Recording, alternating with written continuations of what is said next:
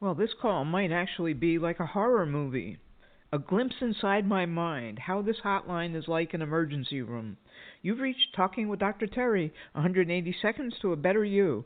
Message number 120.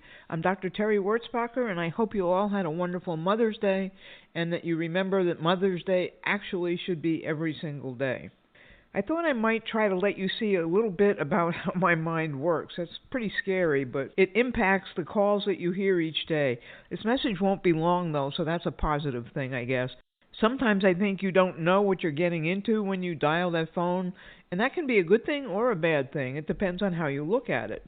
If you've ever been to an ER, you know what a chaotic and confusing place it seems to be. I imagine that's how you feel some days about this hotline. You never know what you're going to hear, not even what topic might be discussed. It's not specifically about success, it's not the growth instigators, it's not problem solving.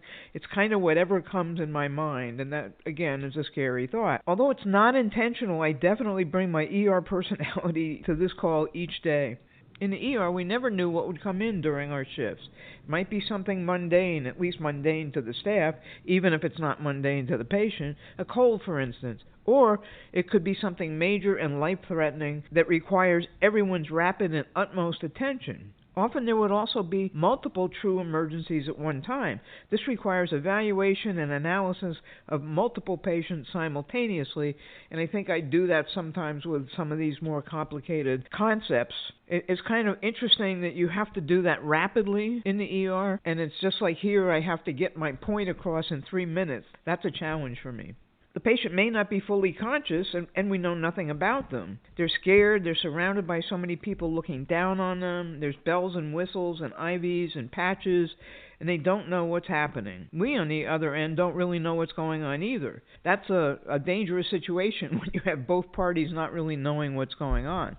So it should no longer be a surprise that you hear calls that are seemingly all over the place from me. I talk about what's pertinent to me that day. I don't know what I'm going to talk about until it comes through those revolving doors and I have to get ready to evaluate the patient, so to speak. I've learned a lot over my 76 years, and I want to share things that I think will help you. I'm trying to put an IV in sometimes. Other times it may just be Tylenol or even just reassurance and telling you to follow up with your family doctor, which means follow up on Google, the internet, read whatever you need to read, that type of thing, in order to keep your interest going, as I've done with internal family systems a lot. Anyway, that's just a little glimpse inside my mind, and I hope it didn't scare you away. Have a great day.